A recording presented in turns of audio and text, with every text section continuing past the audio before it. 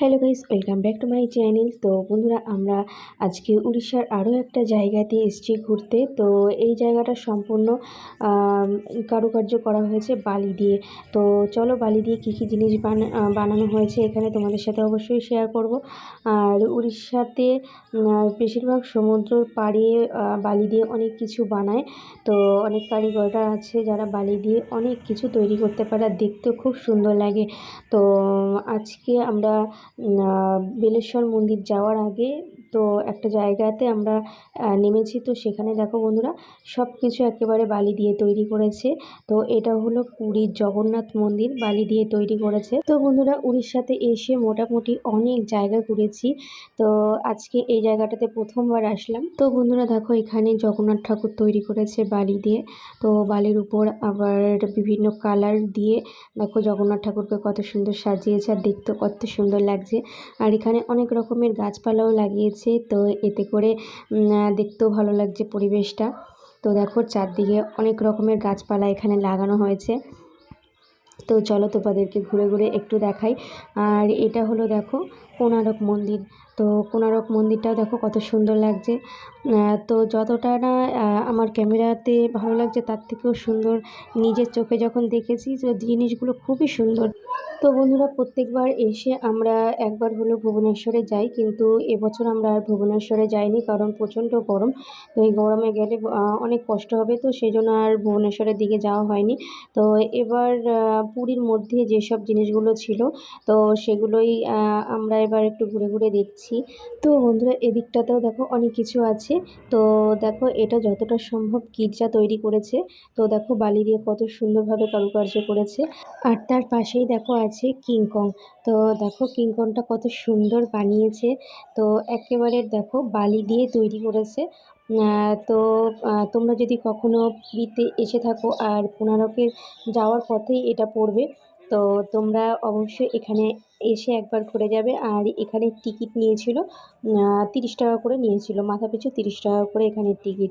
তো বন্ধুরা দেখো, এখানে গণেশ ঠাকুর তৈরি করেছে বালি দিয়ে। তো দেখো বন্ধুরা, এত সুন্দর জিনিস বানায় এখানে বালি দিয়ে, তো দেখার মতন। তো আর চারদিকে দেখো গাছ ভর্তি একেবারে ফুল।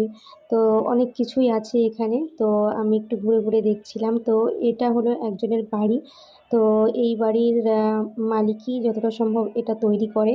তো বন্ধুরা চলো, দেখো তোমাদেরকে আরও একটা জিনিস শেয়ার করবো, যেটা আমার খুবই ভালো লেগেছে। তো এত কিছুর মধ্যে সব থেকে যেন আমার এই জিনিসটা খুবই সুন্দর লাগছিল দেখতে আমার চোখে। তো বন্ধুরা, তোমরা দেখে বুঝতে পারছো। তো ইনি হলো গৌতম বুদ্ধ। তো দেখো বন্ধুরা, বালি দিয়ে কত সুন্দরভাবে তৈরি করেছে। তো এটা আমার ক্যামেরার থেকেও সামনে থেকে আরও বেশি সুন্দর লাগছিল। তো দেখো, এখানে আরও অনেক কিছু আছে। মা দুর্গা তৈরি করেছে দেখো বালি দিয়ে। তো তোমরা দেখেই বুঝতে পারছো হাতের কারুকার্য কতটা সুন্দর। তো এর আগে আমি একবার যখন পুরীতে এসেছিলাম, তো সমুদ্র পাড়ে বালি দিয়ে শিব ঠাকুর বানিয়েছিল। তো দেখার মতন বানিয়েছিল। তো তখন আমি আমার পিকচার তুলেছিলাম দাঁড়িয়ে। তো সেটা বহুদিন আগেকার। আর আজকে দেখো অনেক কিছু এখানে বানিয়েছে। এটা হলো ডলফিন, আর তার পাশে আছে সান্তাক্লজ।